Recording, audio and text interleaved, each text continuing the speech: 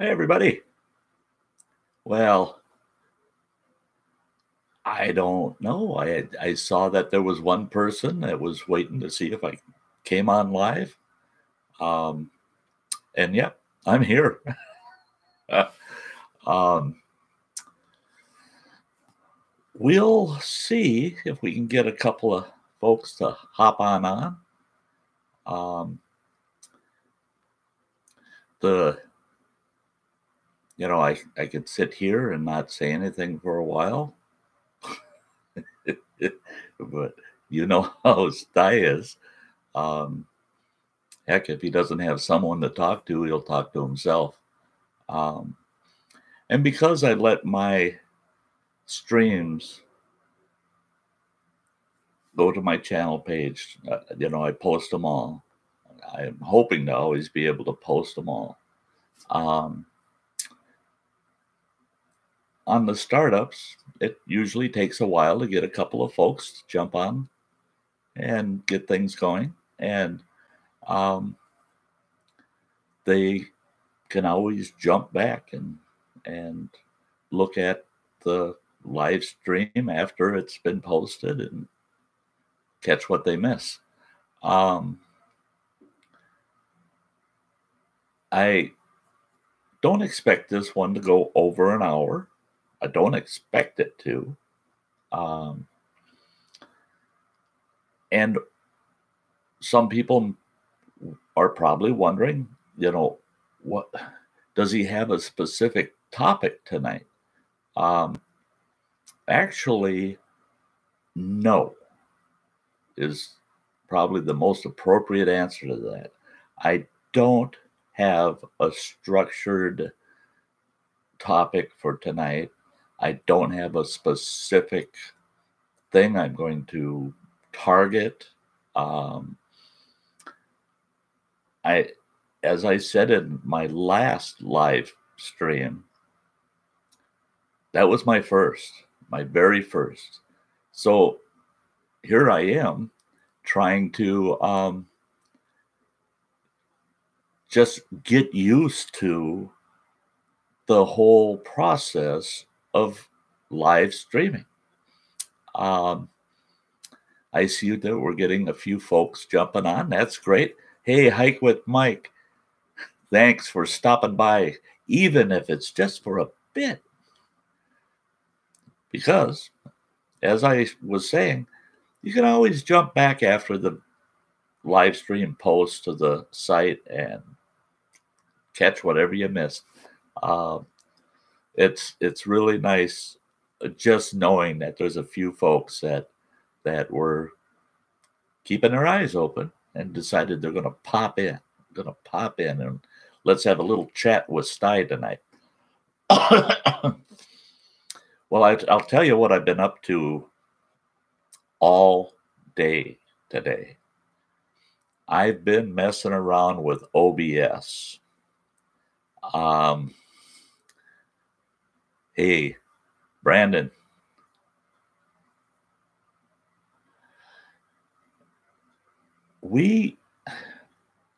Here in Ashland, Brandon's asking, are you getting some snow?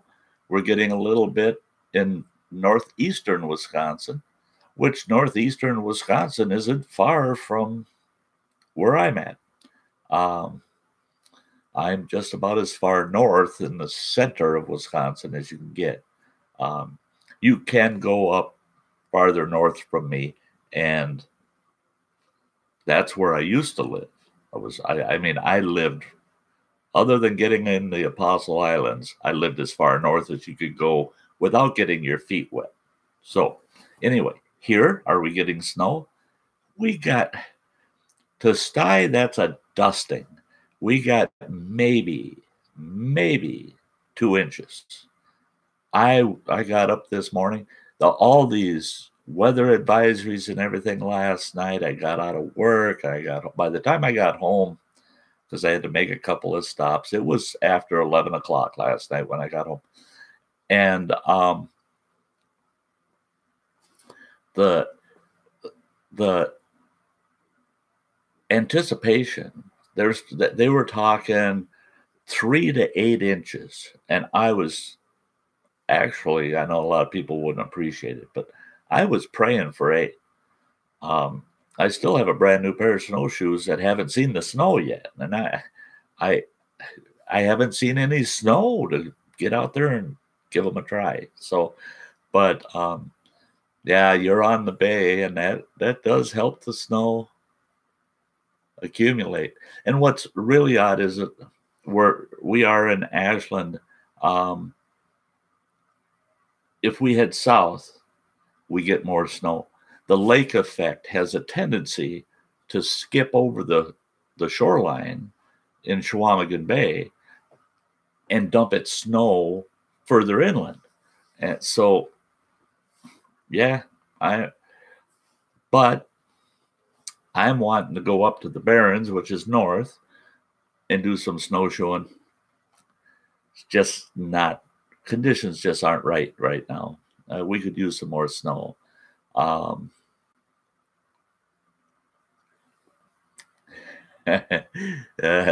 Might get a dusting of snow down here in Florida. Long-term weather forecast is wet and cold, so the chance of a dusting would be nice. Well, that's the nice thing about Florida.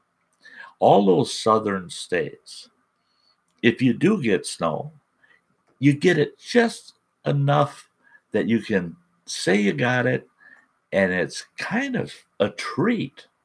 It's going to go away in a day or two. Up here, yeah, if it snows, it's usually going to stay until spring. But yeah, that's one thing I liked about Florida, is if you did get snow, the frost down there, that's bad. That's bad for the crops. But that light dusting of snow is really neat.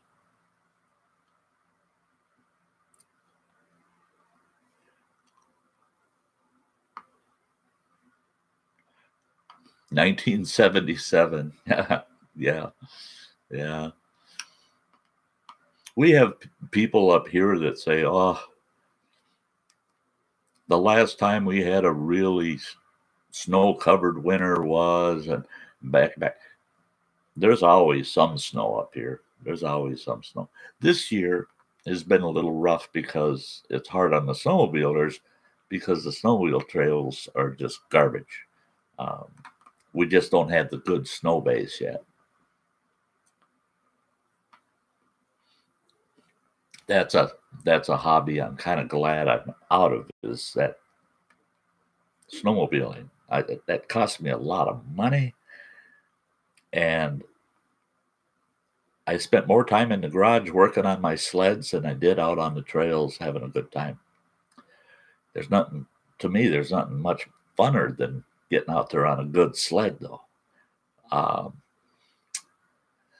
Yeah,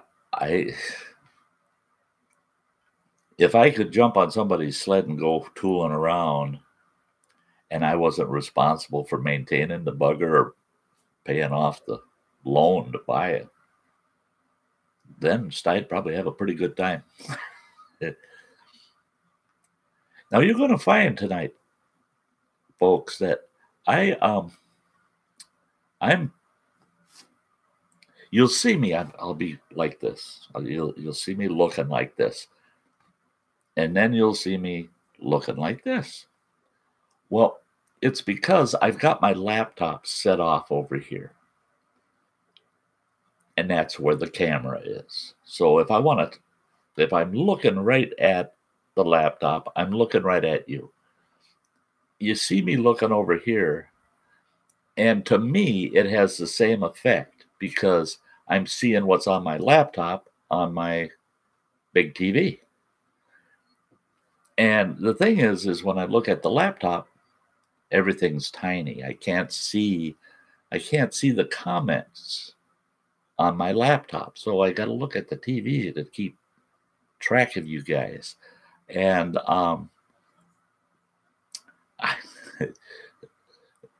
let's see. I got to see what Mike said here.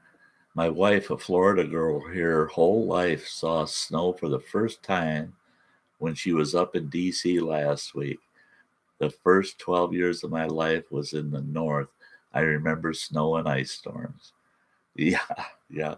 Hey, that Mike, that I've got just a little story I could throw in on that, on your comment there. Now this happened back in I believe it was in the 80s, early 80s. Oh no, wait a minute. This would have been in after 1988. It could have been between 88 and 92. Oh, excuse me. If you see me reaching for something, I got lifesavers. Haven't had a smoke in a long time, so I'm kind of nursing myself with lifesavers. So anyway, one Christmas, we were all going to get together down in Minneapolis, St. Paul area, to my mother's. And we heard that an aunt and uncle of mine and my cousins, 3 cousins, were all coming up to Minnesota for Christmas. Coming up from where? At that time, my aunt and uncle, I believe, lived in White Sands, New Mexico, and a couple of my cousins lived in Texas. Well, one of my cousins had a young boy. They flew up here to Minneapolis, and they're looking out of the airplane windows. Now, when they left Texas, it was just toasty warm. They're landing in Minneapolis, and that kid's looking out the window, and he goes, "Oh my gosh, look at it, it's all white. It's snow. There's snow. I've never seen snow. It's so neat. I can't wait to get in the snow." Well, they get off the airplane, and they never leave the building at the airport because everything was indoors. They go to their car rental place, and that's indoors. And they walk out a couple of doors, and the car's pulled right up for them. And they walk into that parking area, and they go, "Oh, it's kind of chilly. It's kind of cold." And they got in that car, and they drove out to my mother's place. We were sitting there waiting for them, and we saw them pull in. So we ran out to greet them. All of a sudden, as soon as that car stopped, that boy jumped out of the back door, runs across the parking lot, and there's a big snowbank. And we had just had fresh snow the day before. So this was soft, piled up snow. And that boy runs across that parking lot, and I realized that kid is wearing nothing but a pair of slacks and a T-shirt and a pair of tennis shoes. And it's only about 15 degrees outside. He runs across that parking lot and nosedives right into that snowbank. Try to get that kid after that to go outdoors. He would not go outdoors. And he insisted we were crazy, we were nuts, that it's amazing that we survive a winter. And the boy was only about 6, 7 years old. But they had no winter clothes for him or themselves. They each had a sweater with them, and that's it.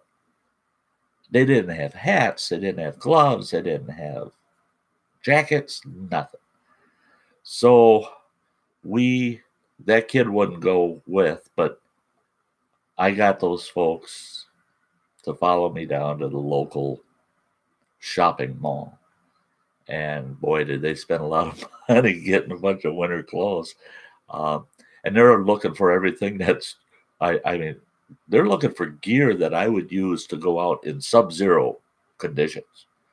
And it wasn't that cold out. But they sure appreciated all that warm gear. They all had big parkas with fur-lined hoods, and oh yeah, they all bought brand spanking new Sorel boots. I mean, for crying out loud, you're just walking around in parking lots. I told him, I said, you're not going out in that stuff. So what do you need all those for? And you're only here for, I think they were there for 4 days. And nope, they had to have the best gear. And when they left for Florida, they left it all behind and said, donate it to somebody because we'll never be coming back up here to visit. You folks got to come see us. That was kind of funny. Yeah, loved it. But anyway, I was talking earlier. I'm looking here to talk to you folks, and then I'm looking over here trying to watch the chat stream there. And earlier today, working on OSB, trying to get that geared up and set up so that I can run my live streams through OSB, I realized Sty can't see. And here's the thing. I'm wearing brand new glasses, and I can see perfectly. These are my old glasses. These are the glasses you've always seen me wearing ever since I started on YouTube. And one thing you'll notice that I'm not doing, with these old glasses, you would have noticed me constantly going like this.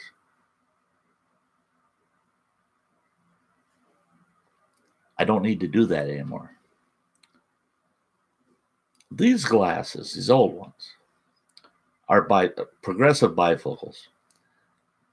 So the top 2/3 is for seeing relatively in the distance.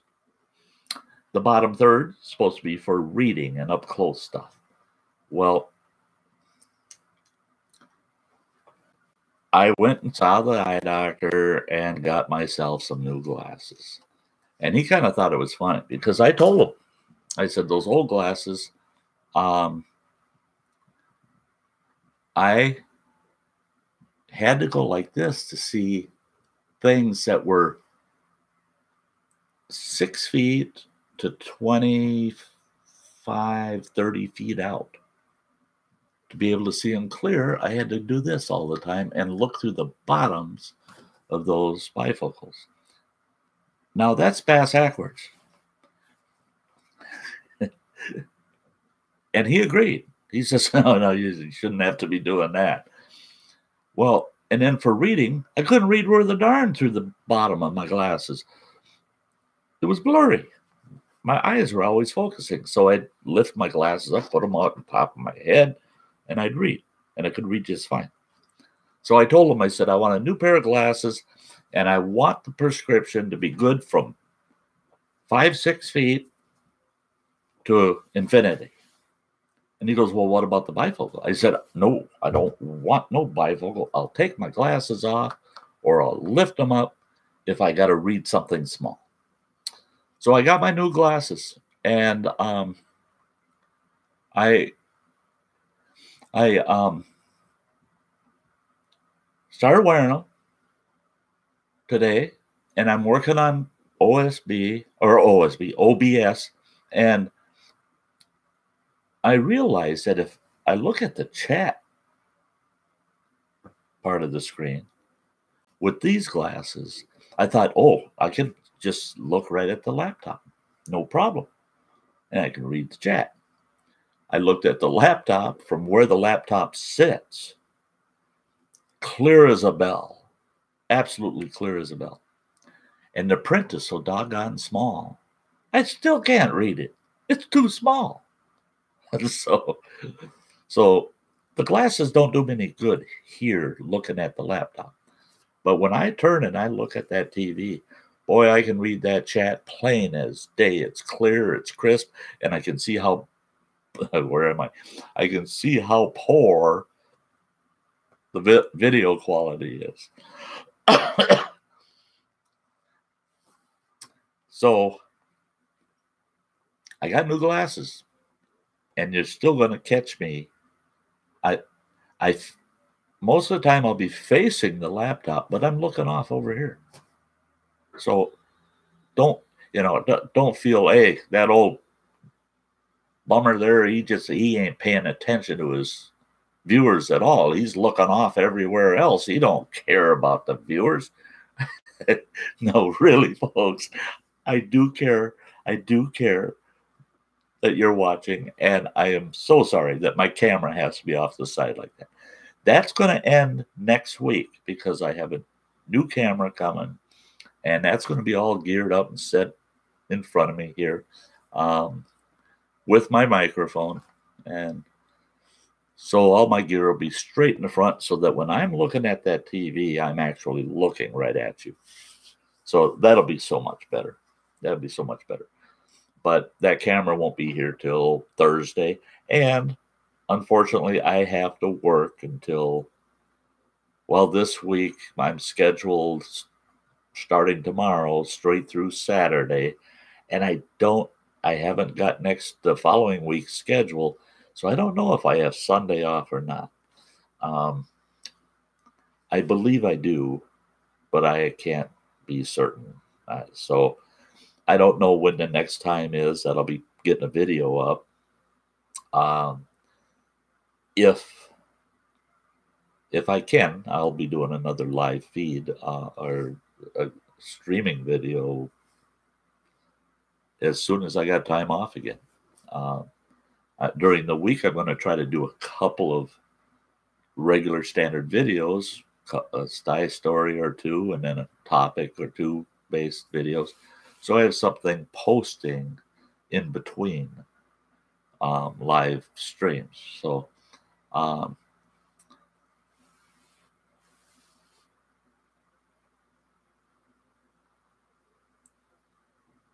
yeah, I get that, Mike. Yeah, people they don't look at the weather history of an area, and they get themselves in trouble. I understand that how these people end up with cases of hypothermia.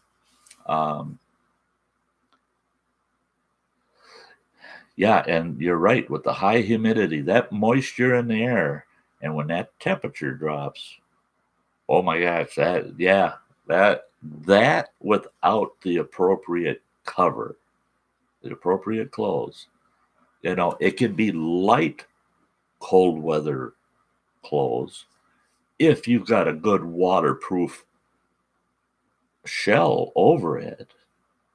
But boy, oh boy, if you're thinking that you can be out there in that damp air in those cold temps, not dressed for it, yeah, that's just looking for trouble. Oh yeah.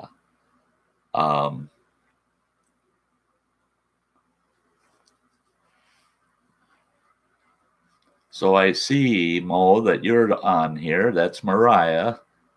And I see Hi Grandpa, so that must be Will, my grandson. Nosy little bugger. Hey, Chuck. Sorry I missed that. I was looking the other way. Yeah.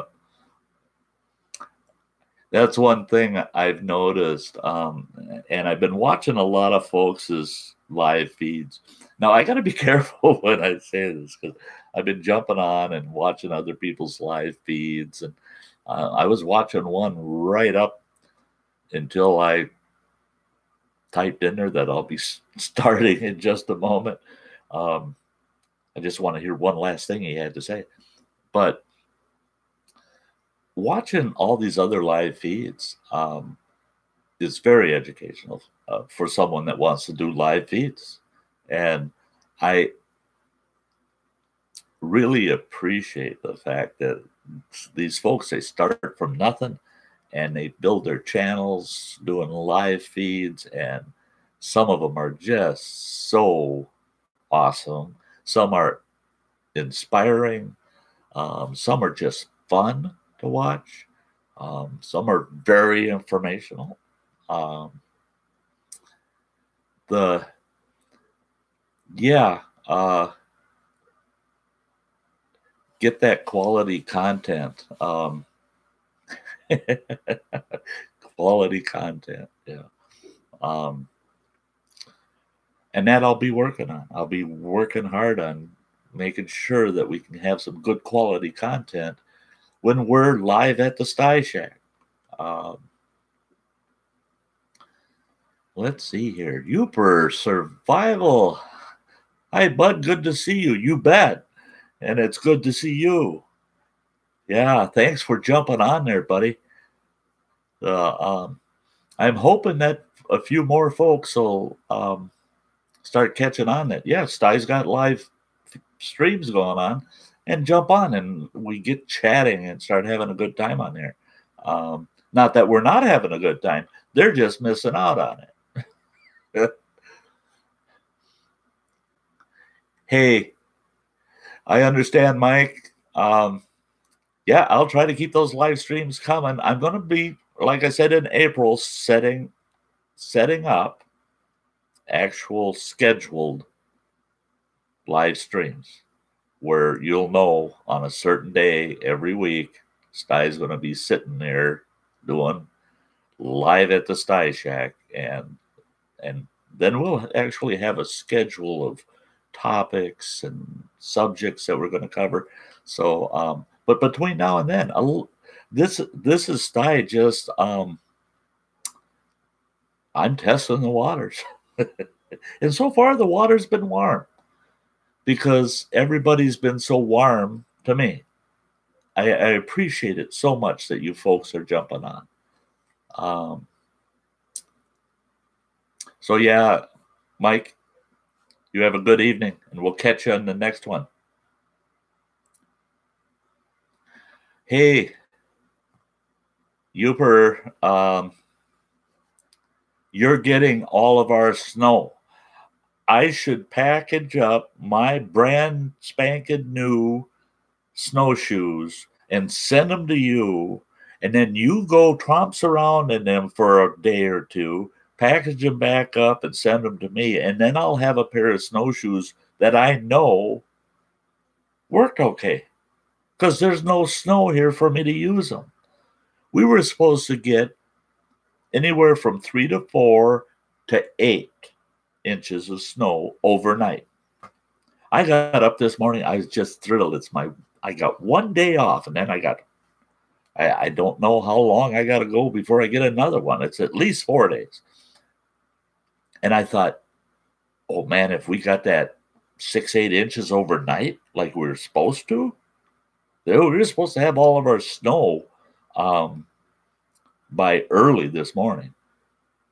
Yeah, so I got out of the rack and I run right for the window because I was like a kid looking for Santa on Christmas Eve. We're going to have snow, and Sty's jumping in the old King Ranch, heading out to the woods, and he's going to snowshoe today. I looked out that window, and there's snowshoeing today. I call it a dusting. We got 1.5, 2 inches. No snowshoeing. Ain't happening. No way. I have enough pairs. I've advanced to snow machines. Yeah, I was just talking earlier about my snowmobiling days and how I really love snowmobiling. And anymore, I don't like the cost, and I don't like all the time I spent in the shop wrenching on my sleds. But if somebody loaned me one and I didn't have to wrench on it, boy, I'd be out there tooling all over the place. Yeah, snowshoes for me, that's just another futile attempt in trying to remain something I'm not, and that's young. Get out there and work my legs so that I can get off my lazy butt once in a while, move my legs.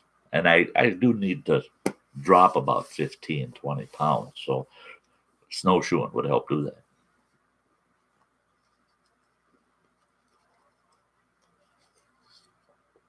Hey, Chuck, you're waiting to test out some sandals.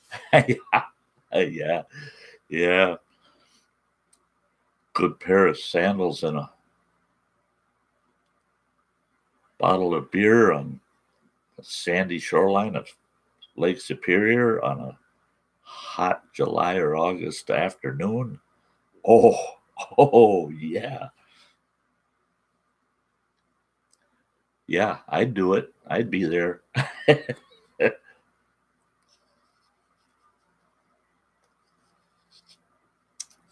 other night when I did live stream, I sat here for that hour sucking down coffee.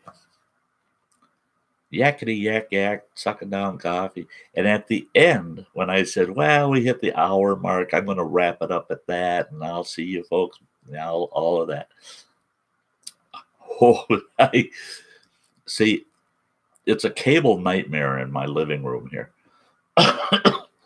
And I fixed that. I got some Velcro zip tie kind of deals that I managed to consolidate all my cabling except for one HDMI cable that runs from my laptop to the TV. Well, that thing's hanging about, 2.5 feet off the floor. So Sty's got it. That's a hurdle. But when I got done with that live stream, did I have to, I had to go.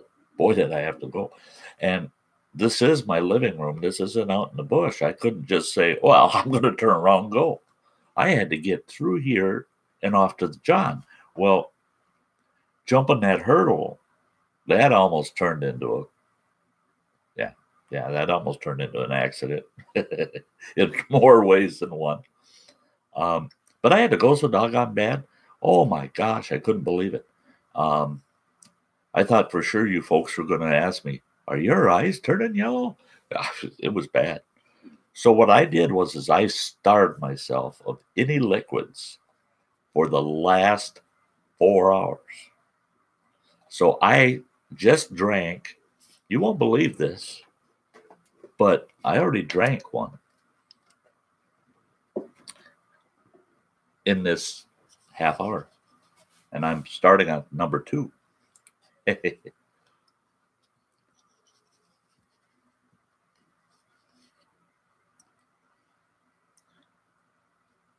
Shoveling roofs this weekend. I have to go. Kid is stuck in the driveway. Poor college kid needs a 4-wheel drive. Oh, you bet he does. Yeah. Then you don't have to worry about shoveling so quickly. Hey, Uber, you take care of yourself. If you already jumped, maybe you'll come back and look, and then you'll see that I'm telling you, you be safe out there shoveling that driveway. And yeah, get your kid on his way, and you have a good week, or until I see you on the next video.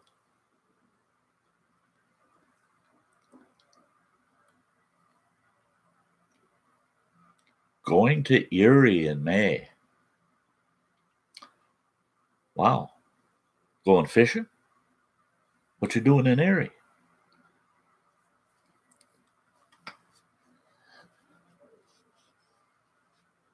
You know, Chuck, I have to really thank you because you've been catching all my videos. You leave comments.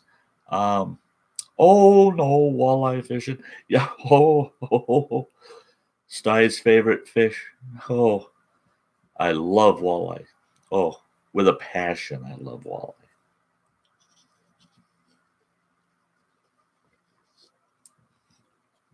I love fishing for walleye. I love eating walleye. I even enjoy filleting walleyes.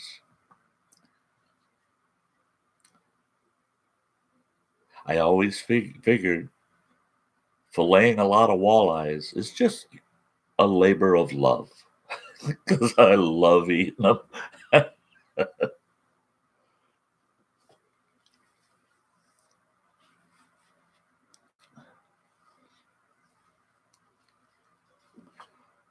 Oh, yeah. Well, I've been kind of thinking about how I want Live at the Sty Shack to evolve, if possible. Evolve. Um, I I'm hoping that we can get on some topic-based stream that that we can get a lot of input from others on their take on things, and we can share back and forth. My video list and my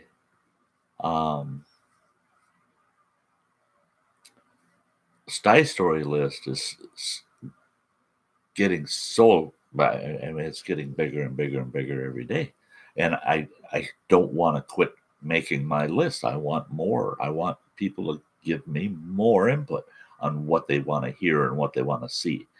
And one of those things that I don't want to lose through the live feeds is the outdoor exposure. So what I want to do is make certain this spring, well, when I retire, because next year it'll also be winter activities, because I won't have work. So when the weather's right, it's good for me because I won't be working. I'll head for the woods. And the whole summer will be that way for me this year, is I'll be able to get out in the woods quite often. So I want to be able to go outdoors. I've got bushcrafting projects I want to do. I got a brand new metal detector, and I only got to go out and play with it a couple times, but never got any video. So I want to get out there and do some treasure hunting with my metal detector, some old camping areas, some old homesteads and things like that. I want to go into some of my favorite, more remote, small lakes and do some fishing and do some shore lunch videos. I will be out of Shaga by next winter, and I will definitely be doing some videos on Shaga harvesting again. And that's the thing is some of my videos from the old Camp WTF days, I will be doing remakes on. Doesn't hurt. Doesn't hurt to revisit certain activities, certain things. Every time I look over here at those comments, Chuck, I keep seeing, sure are good eating. Sty didn't eat no dinner yet. And I've got a great dinner waiting for me. Yesterday, I made homemade spaghetti. And I made it from scratch this time. I didn't go buy a can of spaghetti sauce and just add meat to it. Blah, blah, blah. I started right from scratch. I had the tomato sauce. I had the diced tomatoes and blah, blah. Anyway, all the fixings. I had everything. And I made homemade spaghetti. I ate a huge plate of it last night. Well, all that spaghetti jacked my blood sugars way through the roof this morning. They were just a little bit higher than they should be. Well, I made so doggone much. Sty will never, ever get the total hang of fixing a normal sized meal because for 20 plus years, I was the main cook in the family. Especially holiday meals or big dinners. that we had.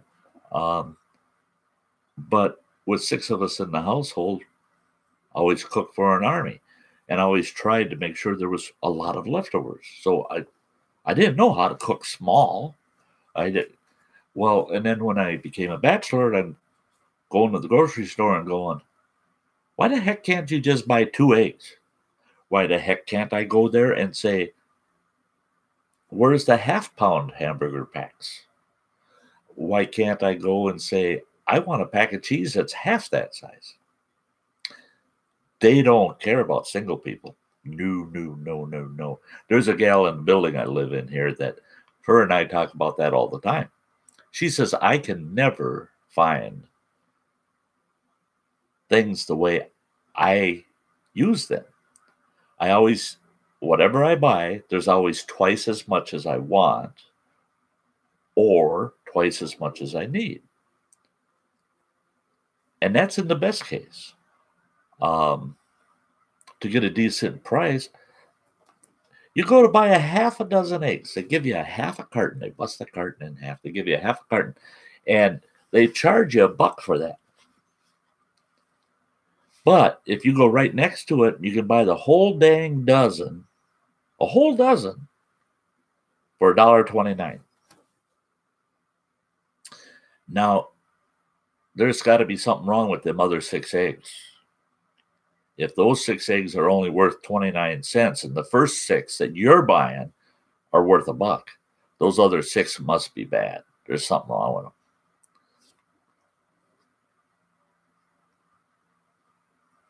Oh, hey, homemade chicken pot pie tonight. Oh, that sounds good, Chuck. Yeah, I'm having leftover spaghetti. It's sitting in my kitchen just waiting for me to warm it up.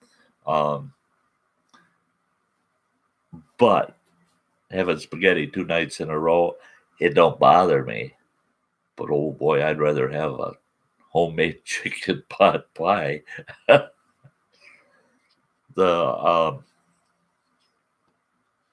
It's funny, when I was growing up and we'd get those banquet chicken pot pies, my mother splurge and she'd get us all pot pies. Well, I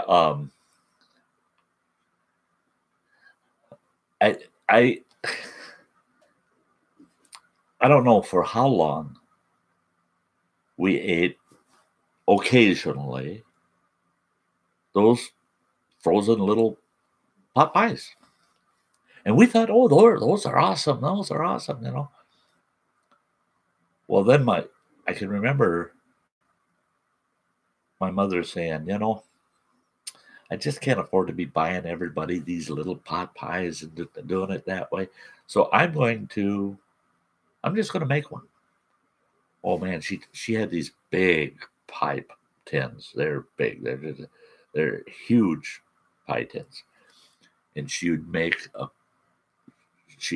put a crust in that pan and par cook it so that it would never turn out doughy. Pull it out, fill that thing with all the fixings in a pot pie and get the gravy in there, everything, and then put that top crust on, pop that thing in the oven.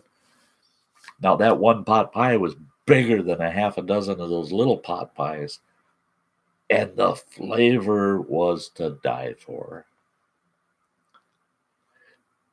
Yeah, I'm going to take a quick look here. Milk is the same way. We throw out expired milk all the time, but the half gallons are almost the same as the gallons. You're absolutely right. I just bought a half gallon of milk, and I was looking at the gallon next to me, and if you could drink a whole gallon, you better buy the gallon, because by volume, it's almost 30% less in cost. It's insane. See, but that's the way they do it. They go after the person that doesn't have a choice.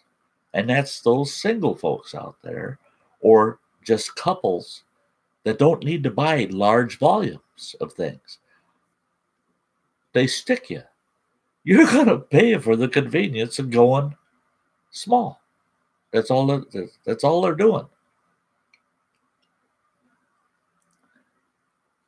Hi, sir. I am new to your channel, and yeah, I know, and you did get my message, didn't you? I just love the fact that you sub me.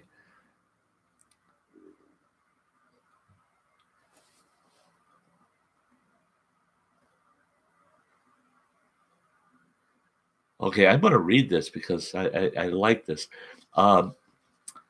I'm new to your channel, and just to put your soul on my map, I would like to know approximately where you're from. I love cooking and never counted calories, which I should have done, I guess. LOL. uh, um, boy, there's things I have to say about that whole comment. Okay, where am I from? Okay, where I am at is Ashland, Wisconsin. It's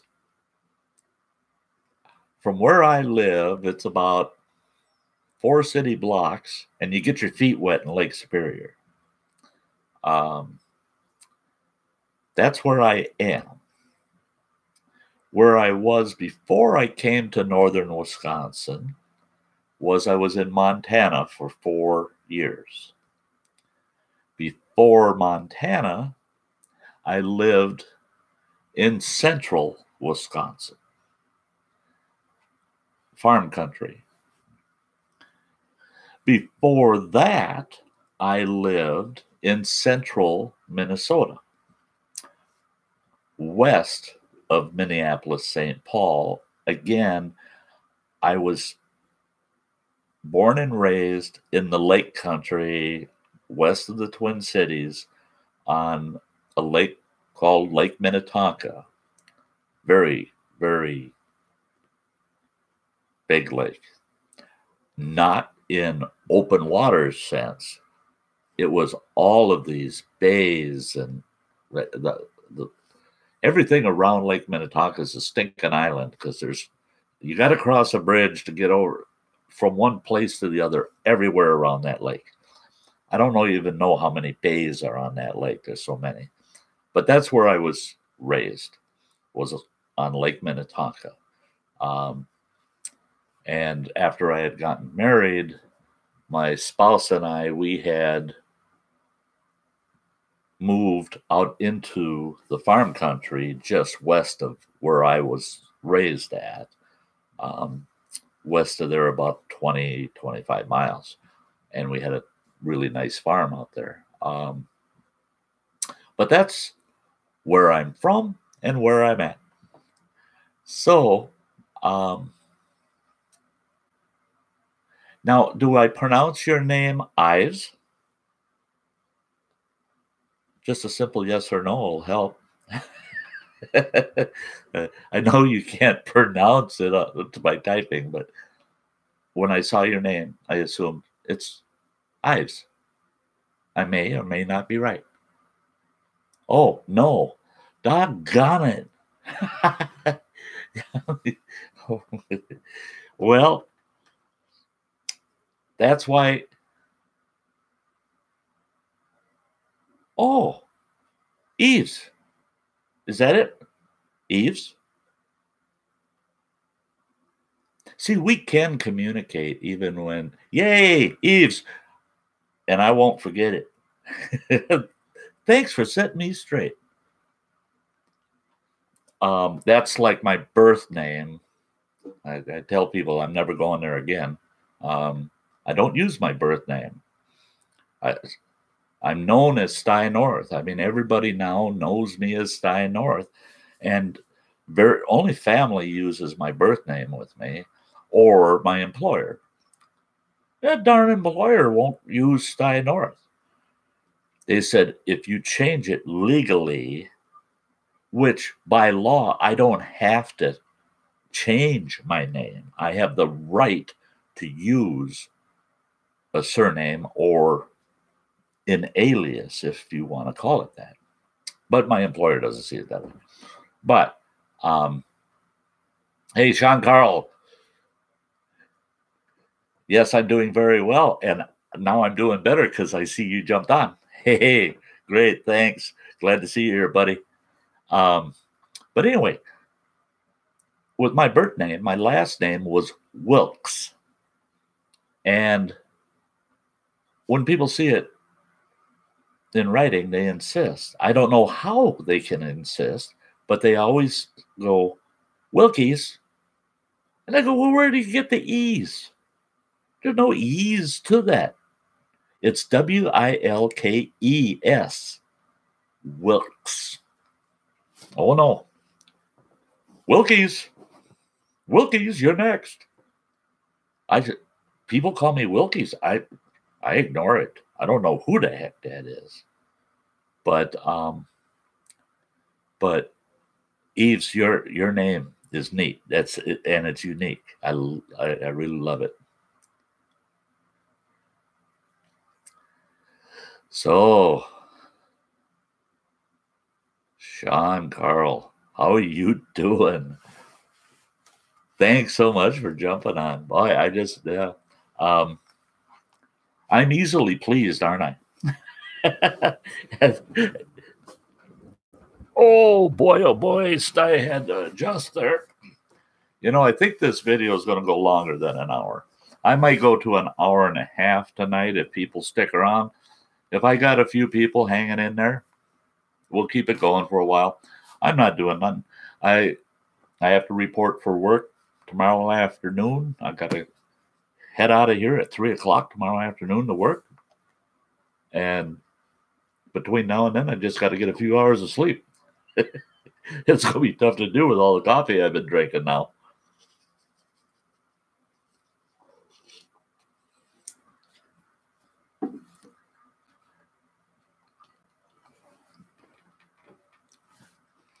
Oh, it's good to hear that you're doing fine.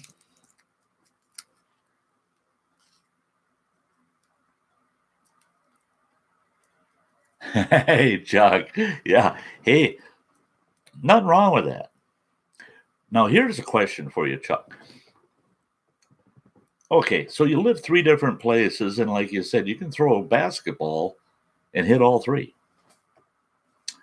But and I'm assuming you have, that you've traveled. You've left those 3 locations and gone somewhere. Have you ever, how far have you gone from where you've lived? Because I've known people over the years never went nowhere. I mean, they've never. My ex-wife's grandfather, I asked him one time, what's the farthest you've ever traveled? Now, he lived up here, north of where I live. And he said, I've traveled, boy. Don't think for a minute I haven't. And I said, well, where's the furthest you've traveled? And he said, Forest Lake, Minnesota. I said, what? He goes, yeah, Forest Lake, Minnesota. That's not close. Well, I can get to Forest Lake in about 3 hours. And that's just one state over. And it's not very far into the state either. So, yeah, some people just don't go anywhere. They stick around. They're home grounds. That's it. And there's nothing wrong with that either. And yes, I am like you. Drink coffee late and you can't sleep. It used to be I could drink all the coffee I wanted 24/7. I could get up in the middle of the night with an urge to have a smoke. I used to do that quite a bit. And I would fix a cup of coffee midnight, 1:00. And I already been in bed for 2-3 hours. I go right back to bed. Boom, I'm out. Not anymore. Caffeine. Oh, yeah. Keeps Sty going round the clock.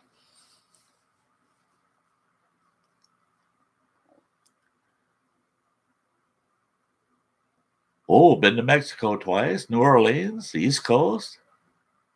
Never been out west, though. Hey, out west, beautiful out there. But I don't care what anybody says. I don't, they can argue with me all day. This is better than that place, and that place is much nicer than this place. And it's no, no, no, no, no. In our nation, in our country, on our continent, it's all beautiful. It's all, to me, every single biome we have throughout our nation is beautiful. It's like your own children. You might have 3 that are just outstanding, and everybody looks at them and says, "Oh, aren't those 3 just adorable?" And then there's the 4th one, the ugly kid.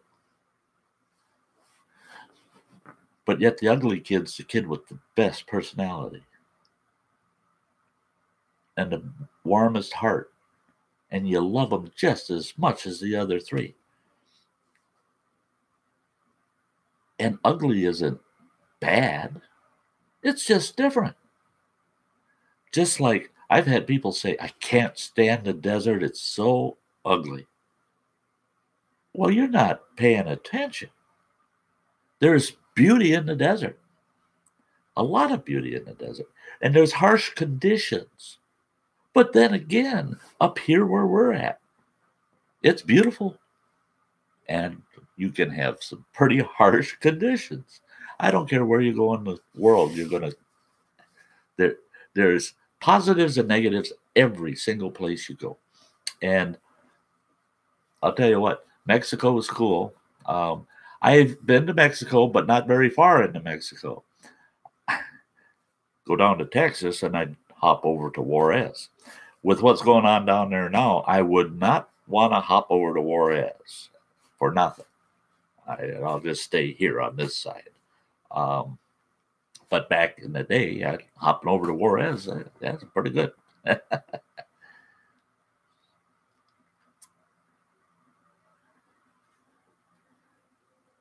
Sean, I've been to North Dakota, South Dakota, Nebraska, Montana, and all over Minnesota.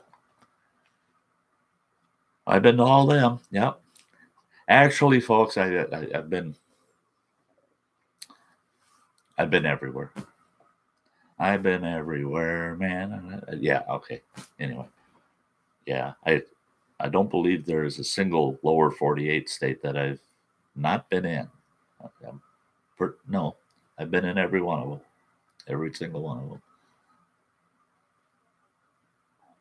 Oh, you can't drink coffee after 6 p.m. Wow. Yeah. Yeah.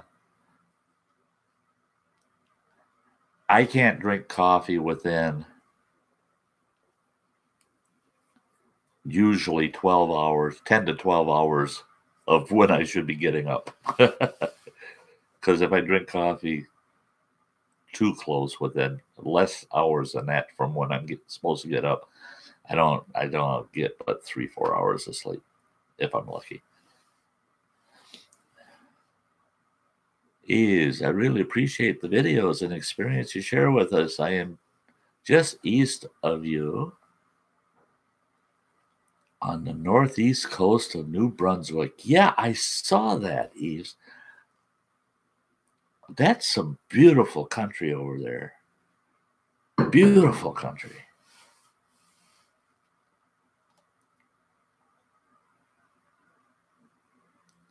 Oh yeah, Sean. How could you have been all over Minnesota and not gotten into Wisconsin? Of course, you've been in Wisconsin.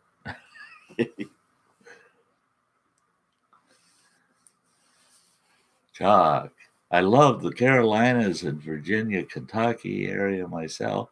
I used to fish down that way every year. I love that neck of the woods too. Um, one place I really, really was, I, I don't know why. It just kind of warmed me. It just made me feel good to be there. Um, was in West Virginia, coal country. Um, and that's back when the coal mines were just, boy, they were just up and pounding it. And those folks, I mean, coal miners and their families, they lived tough lives, boy, lived tough lives. But they were friendly and just warm, giving kind of people. And the terrain and the outdoors in West Virginia, being so close to all the metro stuff that's on the eastern seaboard, really impressed me. Really impressed me. I really enjoyed that Virginia area. Um, and Kentucky, I like Kentucky. I really like Kentucky. Tennessee was good. It was good. It had a little bit of everything going on, um, but not. It just didn't catch me like Kentucky did. Kentucky was good, real good.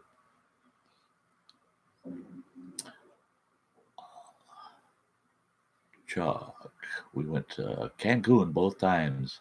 Wouldn't want to go now. I don't think. Yeah, I agree. I'm sorry, but I agree. Yeah, yeah. I almost took on a job, a contract with an individual that establishes and builds casinos in Mexico. And at that time, he had 11 of them. And he wanted to hire me as a financial liaison for his company to work with the Mexican government and the local authorities where his casinos were being developed. Um, and basically, what it was is he wanted somebody to handle his financial affairs in buying off these people so that he could build a casino. um, after talking to a few folks, yeah, nah, I didn't. I wasn't. I wasn't really interested. Um, and today, I don't care what he'd offer me for pay; it wouldn't happen. No.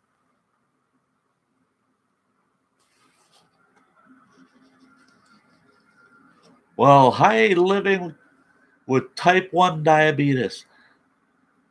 Yeah, it's sweet of you to pop in here. It's like I said, well, when I checked out your channel and I saw that you only had a couple of videos, I watched them, subbed right away. And mainly because of your input that I saw on other live streams. Um, I'll just tell you, folks, that living with type 1 diabetes, yeah, real people, real people.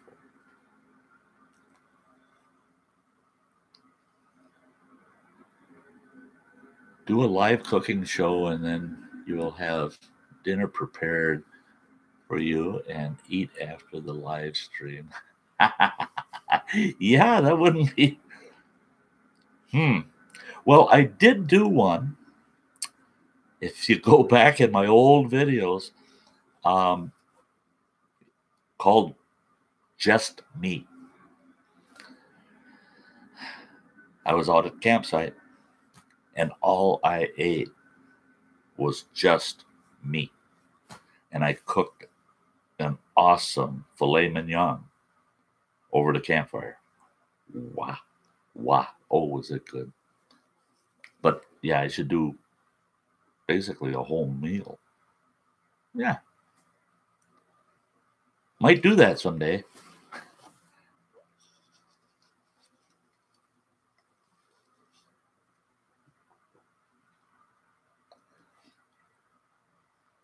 Oh, Eves, I am so jealous. 50 acres of forest, and you spend your spare time at the cabin. Can't beat that. You just can't. You can't. The time I lived up at Camp WTF, for those of you that don't know what I'm talking about, Camp WTF, it was a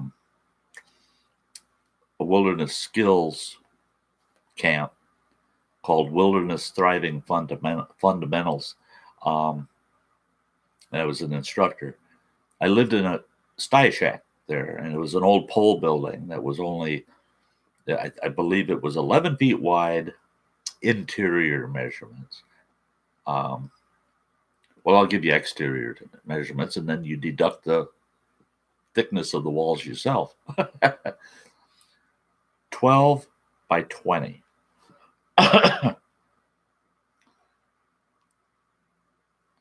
Not very big. They're tiny. But we were located on an 80-acre parcel surrounded by federal forest land, and then a few plots here and there adjacent to it were allotment lands or treaty lands owned by the local Native American tribe. And I know what Eves is saying there, boy. Spend your spare time at the cabin. Can't beat it. Can't beat it.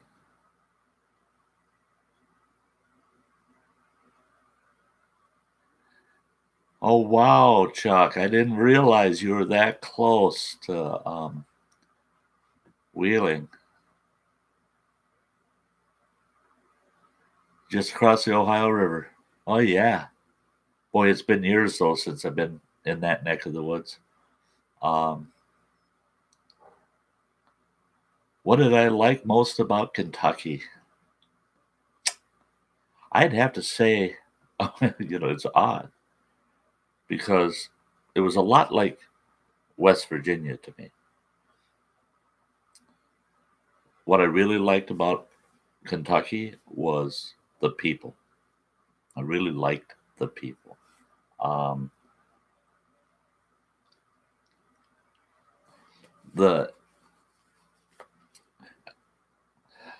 I guess what I need to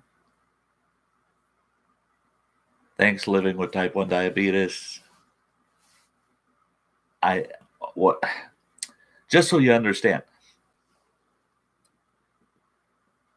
during part of the 70s, right up until 1982, 83, 82, 83, I drove over the road truck, traveled all over the country. Company I drove for, they sent me anywhere and everywhere. Most of their drivers, I'm not going to the East Coast. It's not happening. You can't send me there. I won't go. So they call me. They say, hey, Sty, you want to go to the East Coast? I say, can I leave now? Let's go. Plus, in the peak of summer, nobody wanted to go to Texas. Nobody wanted to go to Florida. No one wanted to go to Louisiana. They called me up, Sty, you want to head south? Yeah, I want the miles. I don't care where I'm going. But that worked to my benefit because I got to visit all of those states. I got to see every single state of the union. It was wonderful. It was great. I even spent several weeks up in Ontario driving all over the place. And then I got in trouble on the way back into the States because I wasn't supposed to be there that long hauling.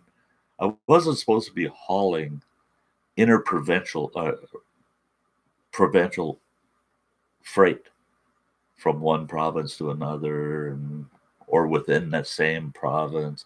At that time, American trucks weren't allowed to do that. They weren't supposed to be doing that stuff. So I went up there for, it was about 6.5 weeks, and it was bouncing all over the place, all freight all over Canada. And when I got to the border, they asked to see my logbooks. Well, sure.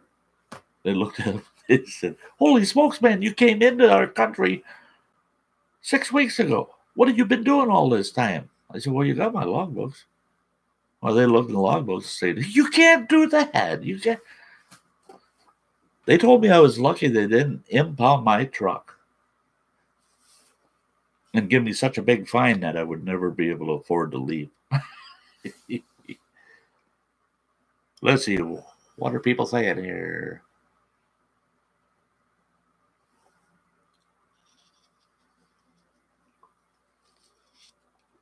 Thanks, Eve. Eve's, yeah. In fact, one of my live feeds, because it's too long to do in a video.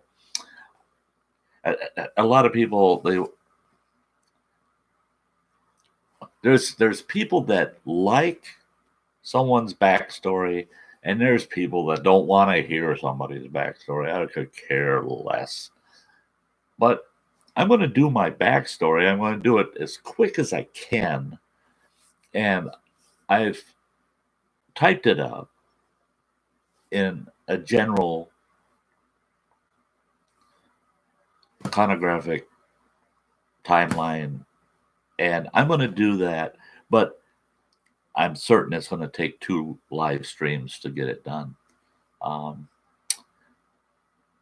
So that people know. I have people say, "Well, how can you have experience in this, and then the next thing we know, you're talking about this, and they're totally different, totally opposite, but you've got experience in this and experience in that. We're supposed to believe you?" So I figure I need to do my backstory so people understand where my stories come from. So I'm going to do that. I'm going to be doing that. And don't feel bad about sitting back and just listening, because that's what I was talking about real early in this feed. I was watching I watch other people's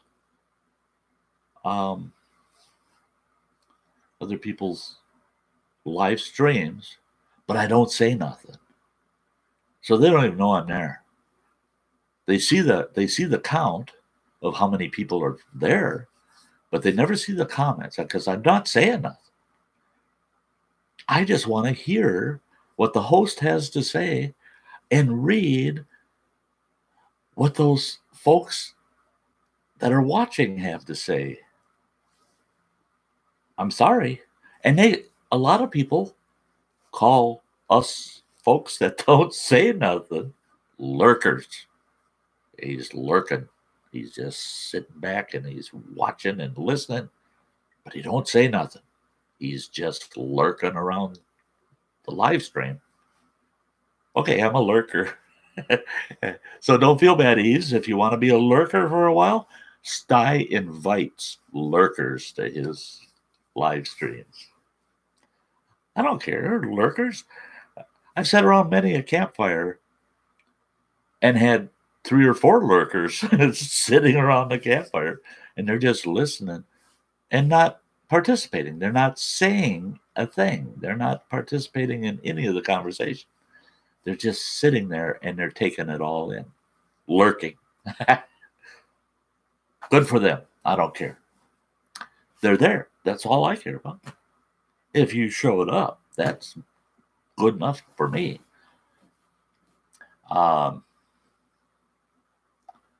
Let's see here.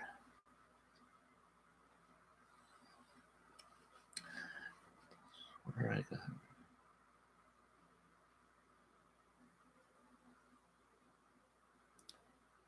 Chuck.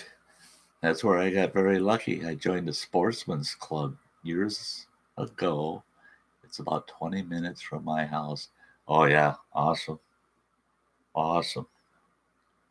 See, I haven't had the time. I was going to join a local sportsman's club here. I just didn't have, I knew I did not have the time to be able to get truly involved with it. with the club, and so I opted not to, and I might change my position on that this coming summer. Sean Carl, that's a great story. You always make me laugh. Well, I'm glad. I am so happy when people can laugh and get a smile on their face. I've seen people, I tell a story, and one person is busting a gut and they're laughing their tail off, and the person sitting right next to them is just smiling and nodding their head.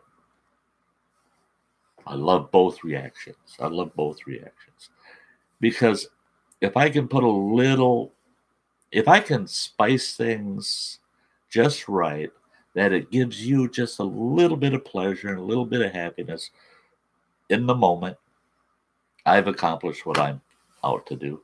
And that's the way I treat if I take somebody outdoors and they want me to teach them skills. Don't think I'm going to take you out there and I'm going to pound. You're going to learn this. Doggone it. Yeah, it's nothing but tough. No. If you make a mistake, we're going to laugh about it. And then and if you feel bad that you made a mistake and that I giggled or chuckled or busted a gut over it, and you feel bad that I laughed, I'll explain to you why you should laugh too. And then I'll tell you a story about when Sty screwed it up, because he has screwed a lot of things up in his life, and I'll make you laugh. I'll make you laugh at some of the worst things in the world, if I can. Some folks just don't have it in them to laugh, and I try to break that shell. I just try to break that shell. Just get a smile. You don't need to laugh. Just smile. I haven't seen you smile. So let's grab Sty. He'll make that character smile. We'll do our best to get you to smile.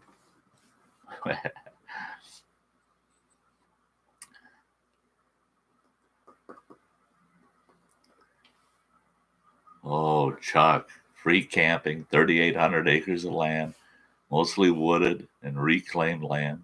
Only 250 members, so very few people around. I keep a camper on the property. Oh, Chuck, you're just making, oh, that's sweet. I'm trying to save up enough money and figure if I can budget it enough.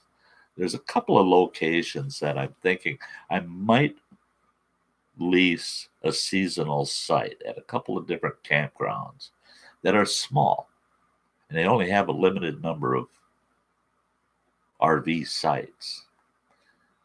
But just so I can go drop my Sty Shack 2, my trailer, on that site and then explore from there. That's something I'm contemplating. I'm going to see if I can fit that in my budget. And if I can, I'm going to do the same thing. So I got somewhere else to put my trailer. And a couple of those sites I like, they let you winter your trailer in place. So that'll really help, really help. Let's see what we got going on here. I like that, Chuck. I can never keep my mouth shut that long. Oh.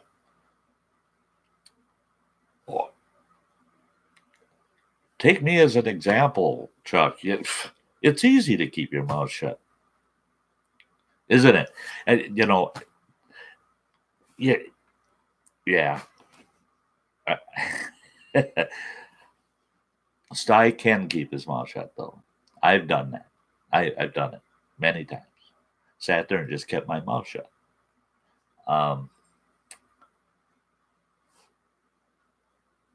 That's when I'm being conscientious of it's especially in several numbers of people, because you want to give everybody the opportunity to say something, to have their input. And And sometimes just shutting up and listening to them is the best thing. You get more out of it than being an active participant and yakking your mouth away all the time. But I have to stop and I have to think that through and shut up. But yeah, so I can sometimes, yeah. So I know how you feel there, Chuck. Hey, Uber Digger 57, thanks for stopping in. Hey, it's good to see ya.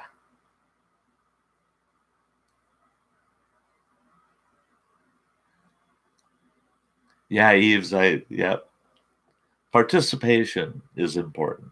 That's for me around the campfire participation. And that's the way I see it. Doesn't matter where I am. But the Sty Shack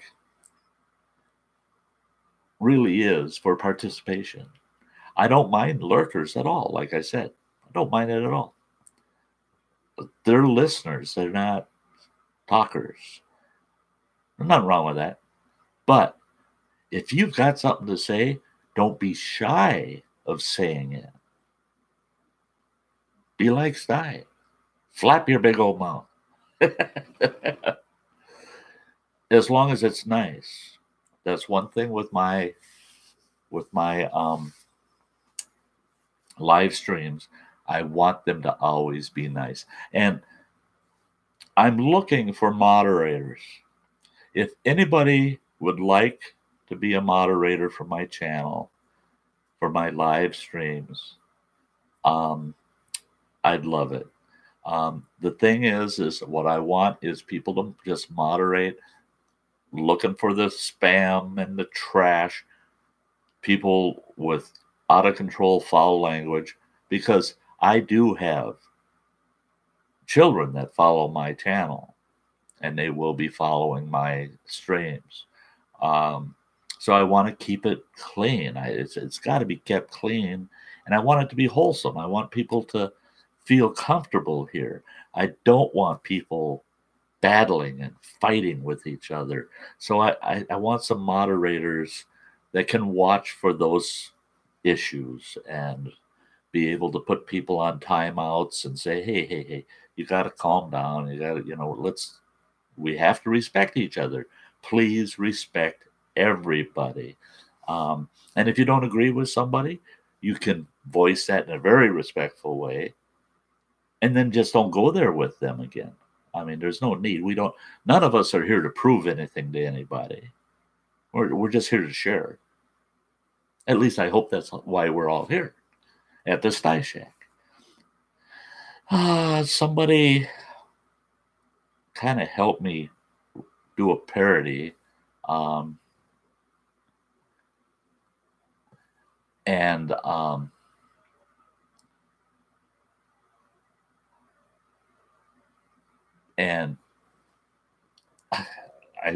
trying to stay away, and I'm not going to say where it comes from. I'm not going to say who helped me put this parody together, but we're looking into what can we do to actually take this song and adapt it to this parody song that we put together. And I'm going to say a line from it that is, in a sense, somewhat plagiaristic. So I'll let you know right off hand that this part of that song is not something we came up with. It's just something that fit. And I brought this up because I mentioned the Sty Shack. Well, the Sty Shack is just a little place where we can all get together. Sty Shack. Now you can just about guess where that's coming from. So what I want to find is someone that is I need a couple of folks that are good singers and I would eventually get them the lyrics, and if they put it to that tune, I think it would be a fun one to play on my channel. But I'm looking into the logistics of it and the legalities involved because I don't want to violate any corporate stuff.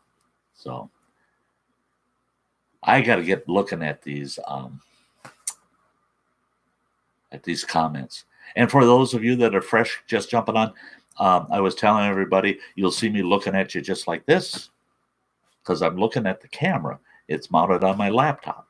I can't put the laptop right in front of me, otherwise I can't see nothing because I can't see the small print on the laptop. So I've got my 65-inch TV, and I can see everything on there. So it's not that I'm not looking at you. I'm just looking at the TV looking at you. And I can read all of those comments plain as day. So that's why I'm looking that way. I'm not ignoring you. Okay. I like that. Uber Digger 57. I like to listen. I'm a lurker. LOL. Nothing wrong with that. Yeah. Living with type 1 diabetes. Yep.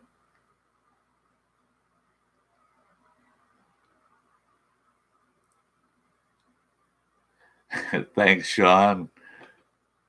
Yeah. If I can make you smile and laugh, boy, that really, really makes my life feel worth it.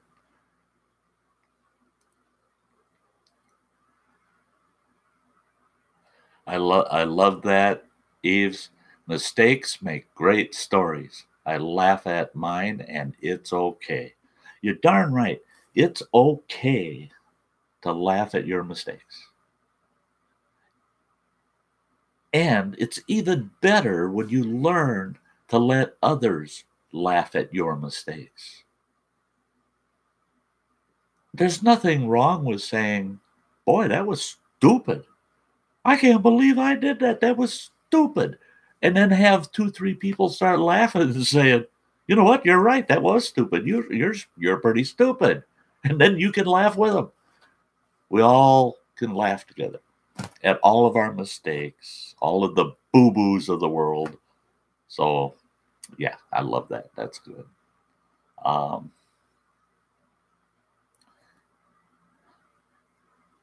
Okay, Chuck, if you get time, check out the snippet video on my page. It has a few shots of the place. Hey, will do, Chuck. I will jump over there and check that out. I will. Snippet video. Got it. And I'll jump over there and check it out.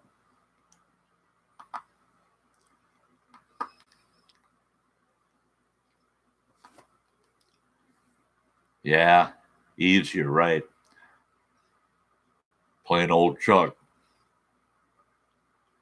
doesn't have a plain old playground. He's got a pretty special one.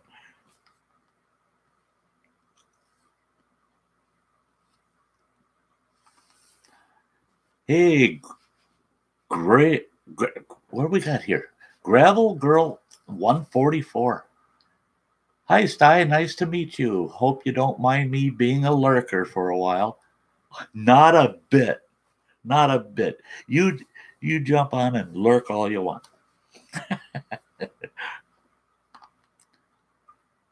I don't make anybody speak up. Listening's good too.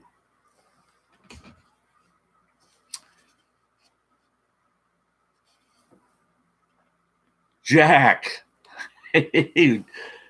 Hi, Jack. Jack is back. Jack Walsh is back in the house. And I'm going to throw it out again. We're coming on the hour-and-a-half mark, and I'm telling myself, well, I'm still on my second cup of coffee, and I still don't have to run.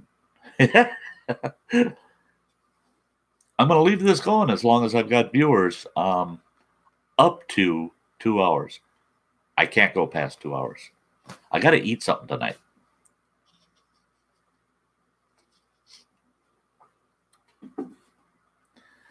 Yeah, Gravel Girl 144. It is very nice to meet you too. Very nice to meet you.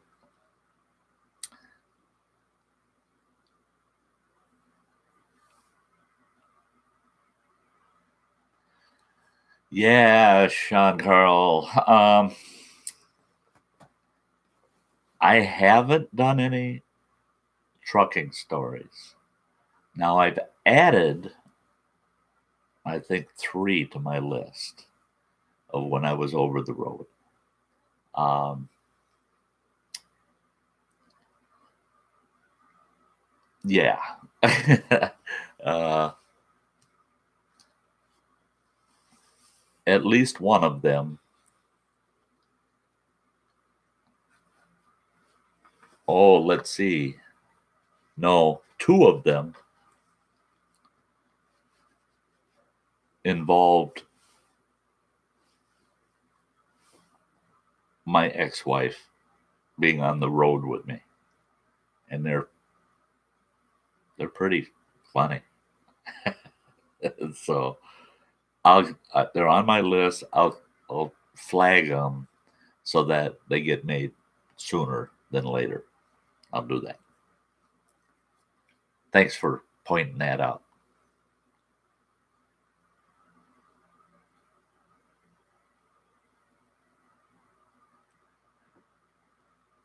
Thanks, Gravel Girl.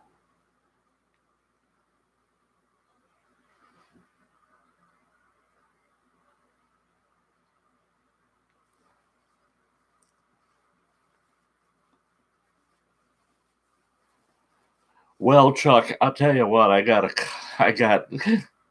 if I were to just do Sty stories on boating, I was doing a Sty story a day, I'd probably have a couple months worth. I had a lot of experiences boating. Um,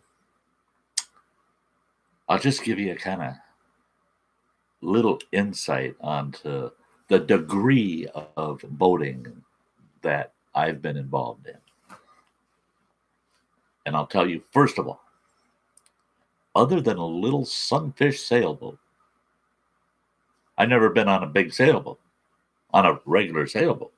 Just a little sunfish. I mean, those things are tiny. I mean, the the compartment that you sit in is just tiny, and it's got a single sheet, and there's very easy to sail. And really, they're just a sailboard that's big, a bigger sailboard, and that's the only sailboat I've been involved in. Otherwise, I've been all the way from a little one-man rubber raft out in the middle of a big lake to being the proud owner of a 28-foot Chris Craft day cruiser, big boat, party boat, sweet boat, and every kind of boat in between. I mean, I had a hydrocraft.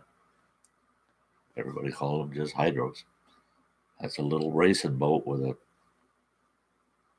mine had a 25 horse Merc on the back of it. Scare you to death. I wouldn't get in the thing today. Canoes, kayaks, flat bottom boats. I had a lot of boats that I would rent or lease, but lots of boats that I owned.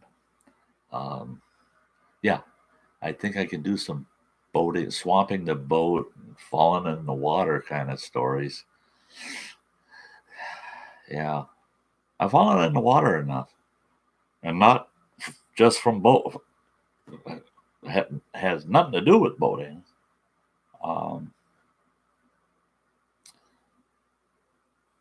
Boating, lakes, and fishing make up a huge number of stories. Wow.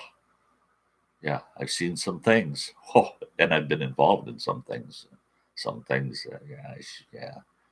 weren't very good. So there's plenty there.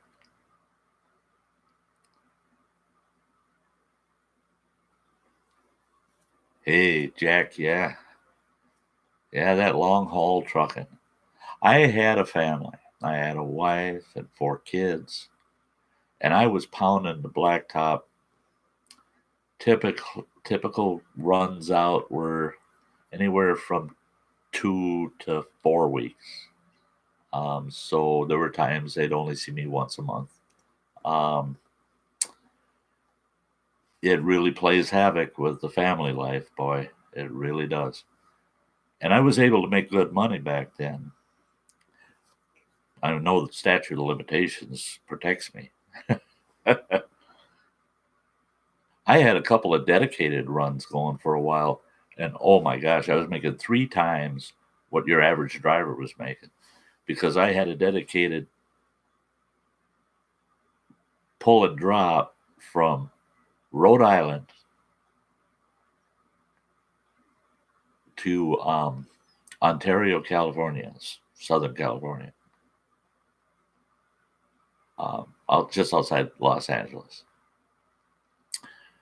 I'd get my load in Rhode Island, straight to LA, drop it, same warehouse, just drive around the other side, back up. They'd load my trailer up, straight back to Rhode Island. Both of those warehouses were Commonwealth warehouses, and they handled all different kinds of freight between different companies and mostly East and West Coast companies with what we called crossover freight for about 3 months. Dedicated run. As soon as I get to California, they'd have a load for me. I mean, I just pull around the back of the building and they'd load it up with the next load. And I'd take it straight to Rhode Island. By the time I get to Rhode Island, there'd be a load on the opposite side of their docks waiting for me to turn right around and go back to California. So I just pounded. And I kept 3 sets of logbooks. Made a ton of money. But they were paying per mile, plus all of the miles I was pounded in. It worked out very well for me. And at the end of it, I got caught by my own safety manager for the company that my truck was leased on to. He didn't realize that's what I was doing. He figured I had those dedicated runs, but I was following the hourly requirement. Well, no, I'm just going to pound. Well, when I turned in, he wanted all my logs from that period because I was getting paid directly from these 2 warehouses, not through the company I was leased to. The company I was leased to had me basically on what we called independent leave, where they allow you to just go ahead and haul freight for someone else for a certain term of time. And I asked for 2 months, 60 days.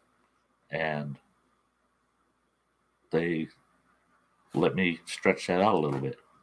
But they wanted my records. And when they got my records, they said, "You're in trouble." But I figured out the fines that the company could fine me at that time. And they never turned me into the feds or the state or nothing, but the company fined me. And I figured out the fines that I paid for the company. Yeah, I made that in 3 days. So all that time, it was just money. Long haul.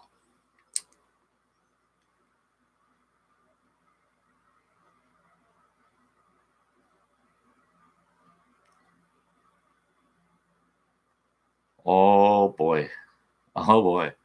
See, Jack, I couldn't haul branded liquor like that or bonded liquor.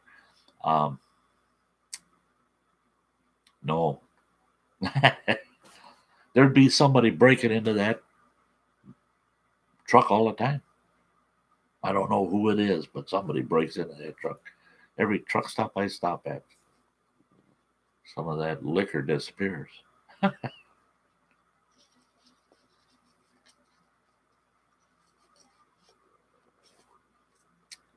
Whoa, getting paid hub miles is sweet.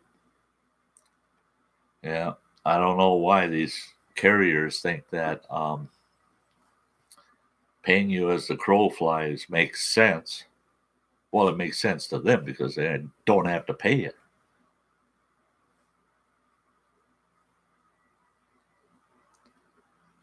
Hey, Chuck, we'll see ya.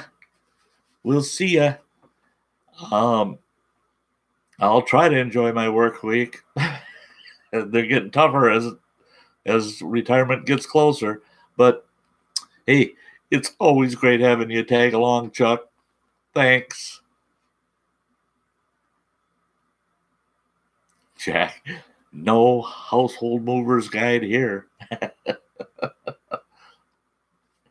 Yep.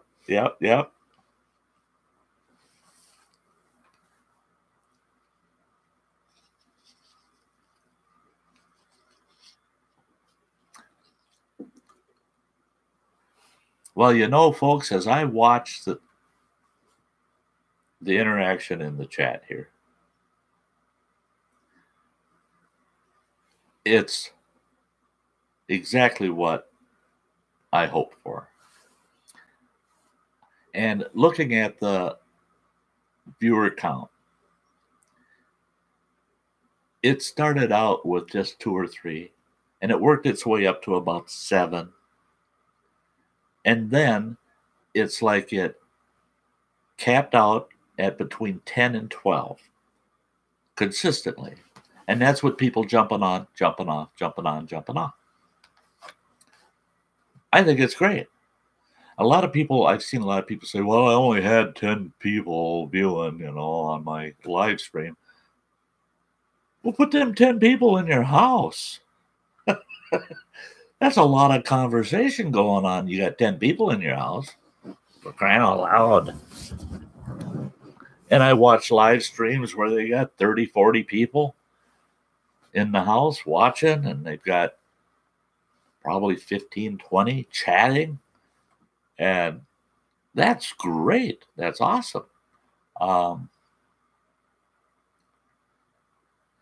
can't ask for more. I don't think it'll ever be less than this because it's almost identical to my first feed live stream. So just watching it grow a little bit each time, the word will get out. Hopefully this will just continue because I love it. And it's a long winter. Jack Walsh, I'm a registered nurse now for the past 30 years. Oh, I could use you living next door to me. I'll come knock on your door. Hey, Jack, this hurts. What do you think that is? Because Sty's a firm believer. If you got a problem, you talk to the nurse. When you get to the doctor's office, you talk to that nurse first. You want to talk to the RN or LPN, any nurse. Talk to the nurse first and try to glean some advice out of her before the doctor walks in. Because she ain't going to give it to you while the doctor's standing there. But they will give it to you. And the nurses know. I don't care what anybody else says. Nurses know. When I had my open heart surgery, my cardio surgeon said, it was a gal. She said to me that she thought by listening to me that I was determined to get better.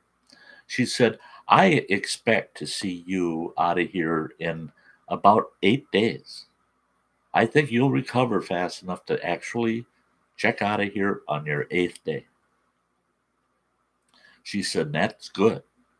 She said, it's very rare we have anybody checking out of here in less than 8 days after the type of surgery you're going to go through. I was out of there on the 5th day, counting the day of surgery.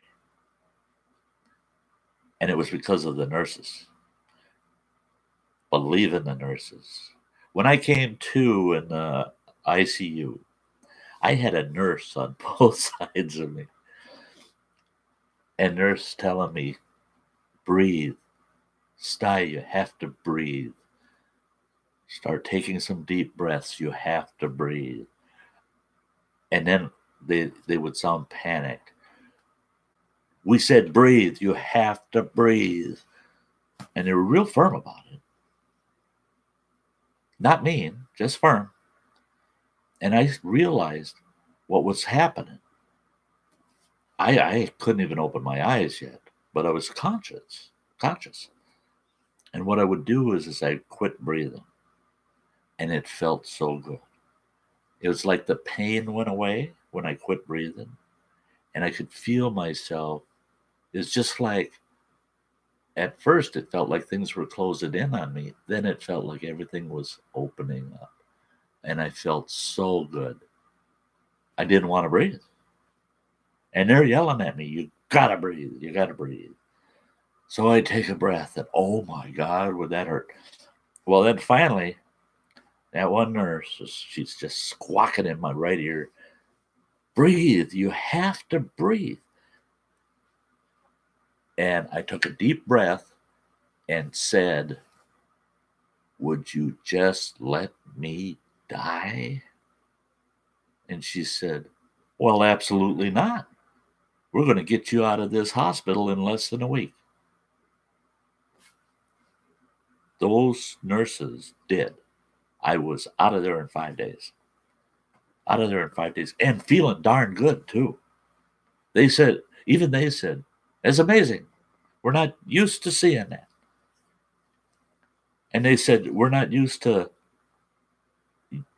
having a patient insistent on talking to the nurses before they'd talk to the doctor. I said, no, the nurses saved me.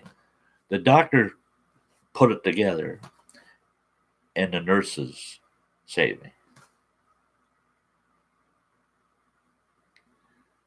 Hey, we'll see you, Sean Carl. Always great having you with. Always great. Yeah, I'm going to be wrapping this up here in probably 10 minutes. Yeah. You predictor. Yeah. Yeah, you guys got long winters too.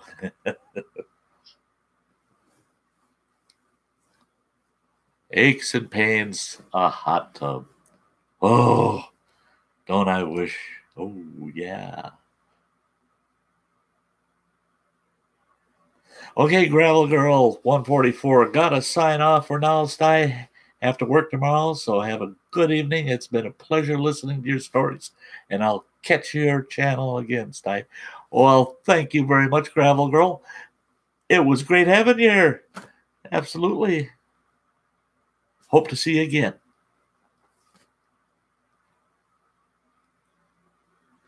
Well-paid drill sergeants. I don't, the hospital I was in is considered like a premier hospital. I mean, they're supposed to be high-end, and their cardiovascular department is just insane. I mean, it's, very, very good. Very, very good. And they do get paid well there. I do know some hospitals just don't pay their nursing staff well enough. And even though I was in a higher end hospital, I told the cardio surgeon that right away. I said, you don't pay these girls enough. You guys do not pay these nurses enough. Not to put up with this old guy. If you start trying to restrict me on something, boy, I can get ornery. I can get pretty ornery. Hey, that ain't happening. It's going to go my way. Those girls could talk me down. And if I took a strong position on something, it's pretty tough to talk me out of that. But those girls could talk me down. Well, not just girls. There was 2 guys, nurses too. And they were all the same. They were all the same. Excellent, very skilled, very wonderful people.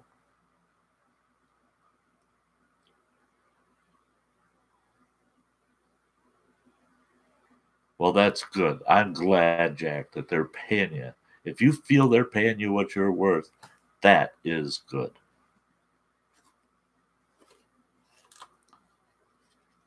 There are too many people in the world don't get paid what they're worth on both ends of the spectrum. I know a lot of people that get paid a heck of a lot more than they're ever worth. And then I know people that are so skilled and they're good at their job. They're devoted to their employer, their company, whatever. And they don't get anything for it.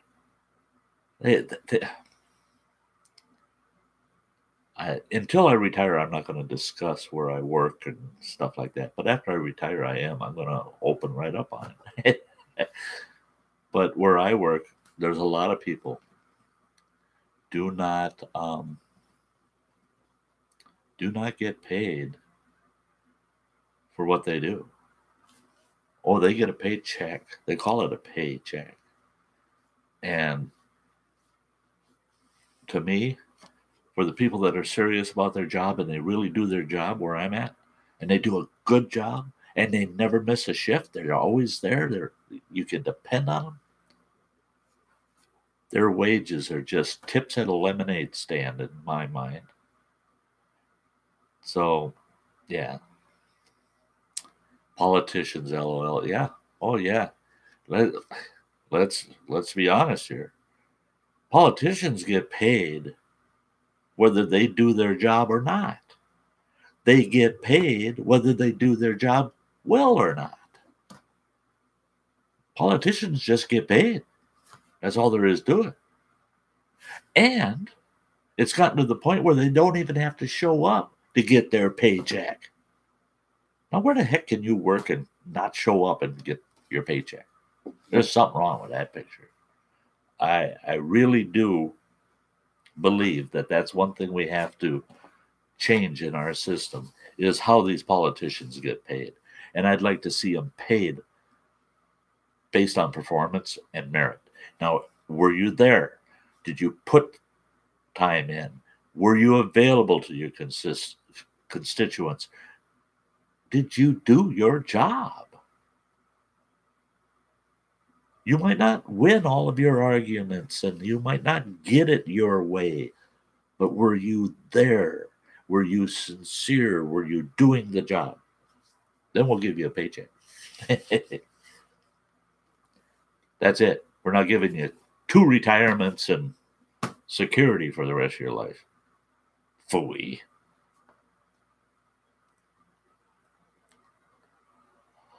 Jack Walsh, 5 years to retirement. I feel for you, buddy. I feel for you. I should wait. I should wait 3 more years to maximize my Social Security. I really should. I don't want to. I'm sorry. I don't want to. Certain folks in my family seem to have kind of an average to lower life expectancy. Now, I have 3 older siblings, and I've lost 2 of them already. And I'm hoping I'm taking after my mother and her mother's side. My grandmother lived to be 97, and my mother lived to be 90. Wow. Then taking my early retirement in the long haul actually is paying off. But I'm taking my early retirement, taking a little less money because I need it for me. It's important. My stomach is growling, by the way, and I hope you can't hear it on that microphone.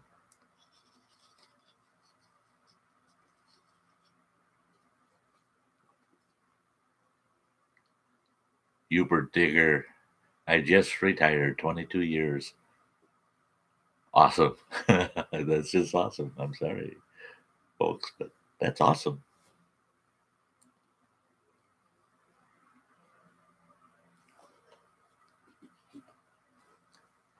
Yeah, I noticed looking at my analytics, you guys, Jack, you say, we're close in age by a few years.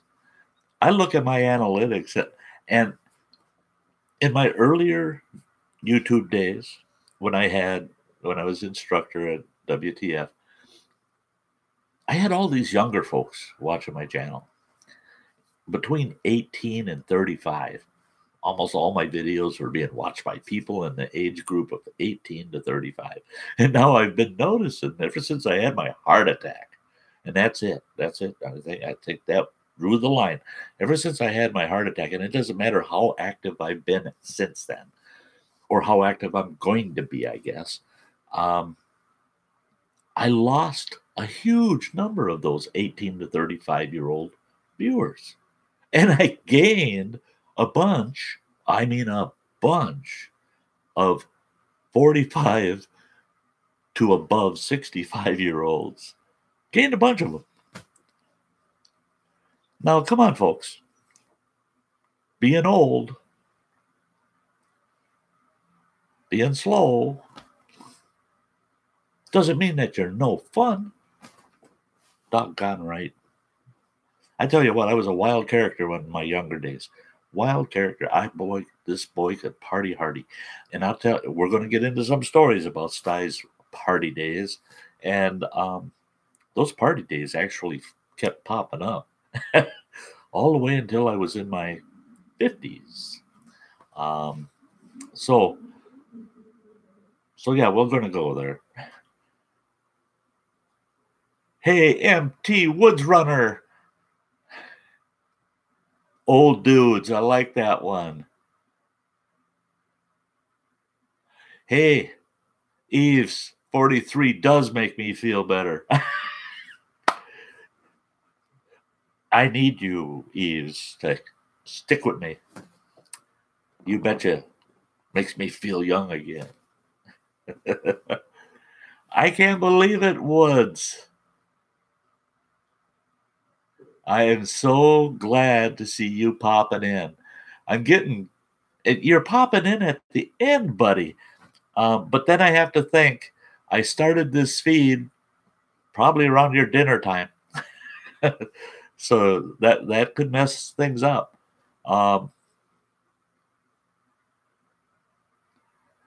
Thanks, Jack. Jack, you are just, I mean, you really make my day. Your input. I've only had a couple of videos that I think you had missed where I didn't see a comment from you, and I'm just going, oh my gosh, right away, assume the worst, right? Right away I say to myself, I hope nothing's wrong with Jack. I hope, boy, if I don't hear from him, I'm worried, And Woods, you're another one. Hey, Woods, if you just saw this, been out plowing snow. Yeah, everybody's talking about that. You need to you need to hit the bell so that, because I'm going to be doing live feeds at least once a week. Doing a live stream from the Sty Shack. So it's going to be live at the Sty Shack at least once a week. Plowing snow, Woods. We've been talking about that tonight. I've got people east of me talking about all the snow they got. I got people that are a little bit south of me talking about all the snow they got. I got people to the west of me talking about all the snow they got. Okay. I got brand new snowshoes. They weren't cheap either. I need to break them in. I got up this morning. They said we were supposed to get 6 to 8 inches of snow overnight. I looked out the window and we got a dang dusting. Maybe 1.5 inches, 2 inches at the best. Still got a brand new pair of snowshoes that had never been used. But everybody around me's got tons of snow. And I got 1 day off. I got no time to travel to where the snow is. Yeah, that ain't right.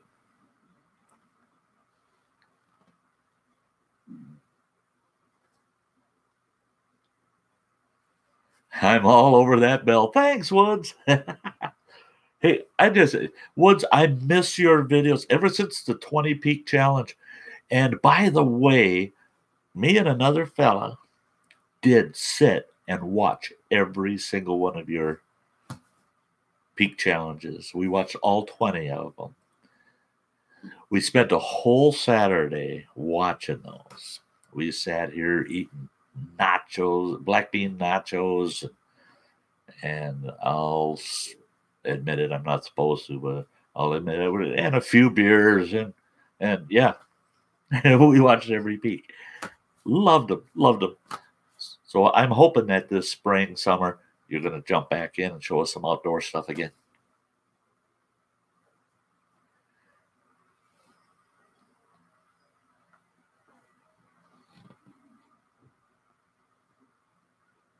Oh, Youper Digger.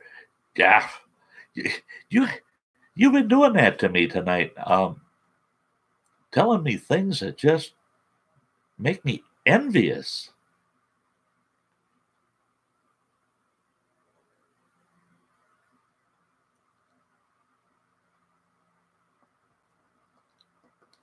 Hey, Jim Dunn. Hey, good to see ya. I was reminding Woods to ring the bell so that he knows when I'm on live again. Jim's another one. Jim Dunn, giving me all kinds of suggestions for videos, and yeah, I just keep adding them and adding them, and we'll get to them. People are always wondering why I'm looking over here, looking over there. You know, guys, it's because I got to look at my TV to be able to see the chat, because over here is my laptop with the camera on it, and I can't read the chat. It's way too small.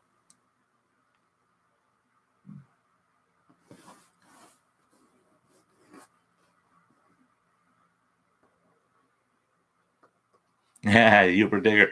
Yeah, I'll tell you what, I could do a couple of Sty stories on snowshoe mishaps. Yeah, especially when I started out.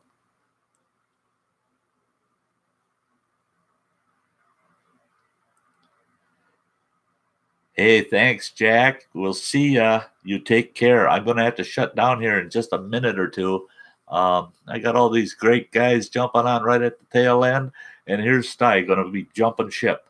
Sorry, I just, I'm 2 hours into it, and I don't know. I don't know if I should, how fast I should shut her down.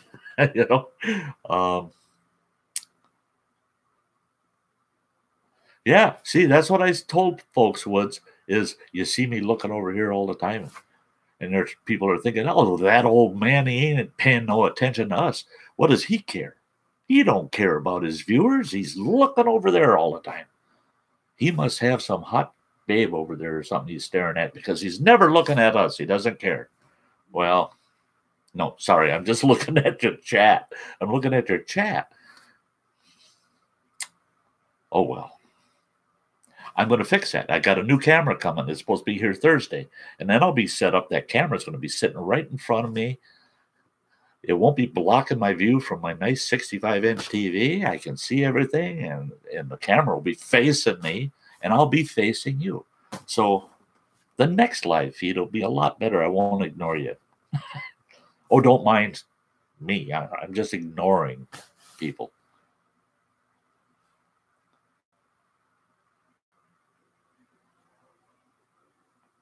Oh, yeah, you trip yourself a lot learning to use snowshoes when you're first starting out. It's a real bummer when you can't get a foot off the ground and you realize, well, I'm standing on it, because one snowshoe's across the other and you're trying to lift that foot up and you're going, what the heck? And you look down and you go, oh, yeah. A buddy of mine was so pigeon-toed. He was so pigeon-toed. And we put snowshoes on him, and he couldn't get 2 steps, and he'd fall on his face. He'd get him back up, and he'd make 2 steps, fall on his face. He was so pigeon-toed, his snowshoes were constantly overlapping each other. Well, then we watched this old guy at this trade show that was cutting tires. He cut the bead out of a tire, and what he'd use anything from a 12-inch all the way up to a 16-inch inside bead, cut it out, and then he'd strip the sidewalls into strips, and he'd weave snowshoes. And then he'd take inner tubes, and he'd make the bindings out of the inner tubes. So I bought a pair of those for this pigeon-toed buddy of mine. And he goes, well, how are those going to help? I said, they're round. There's no oval shape, nothing. They're just perfectly round. You can't cross the toes on those. I said, you're so dang pigeon-toed. Round ones will work perfect. He tried them things out. They worked like $1,000,000. He never tripped and fell down anymore. So that was worth it. At that time, it was $20 for that pair.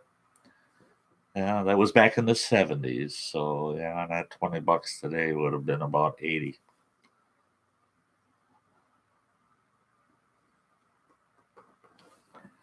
Yeah, Jim, there's always next time.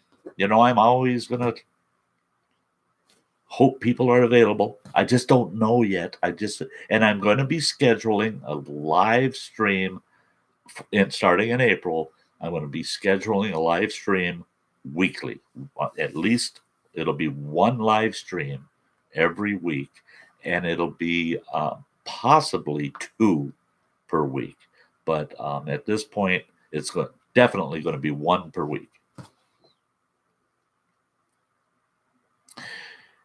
Yeah, you get yourself some sleep. I'm killing you. Don't blame me, you old bummer. You can't climb 20 damn mountains and then blame me that I'm killing you. Hey, you get your butt to bed, Woods, and we'll see you in the next one, eh?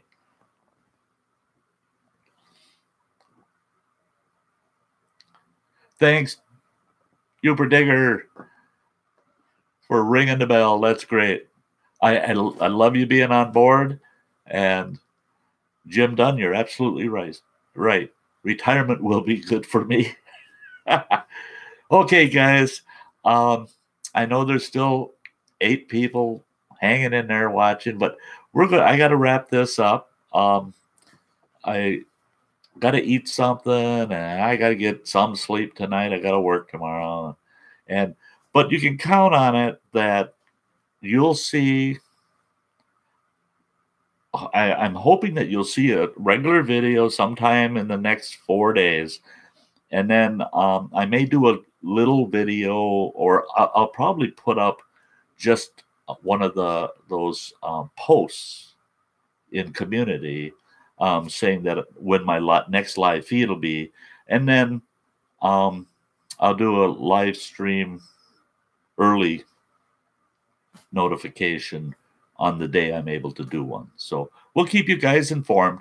And hey, you're all the best.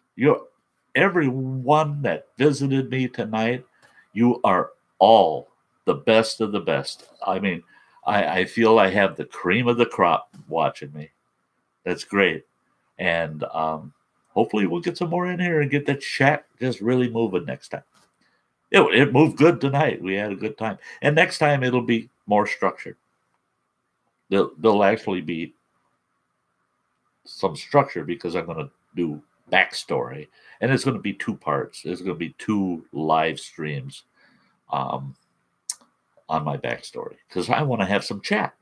I don't want to just do 2 hours of backstory. I'd rather do an hour, 45 minutes of backstory and 15 minutes of just BSing. So let's see you then. Until then, you all have a very good night. And I'm going to go have myself a very good supper. Okay. I love the fact you're watching, and we'll see you in the next live stream. And you're always welcome to be live at the Sty Shack. and I'm not ignoring you. Bye bye.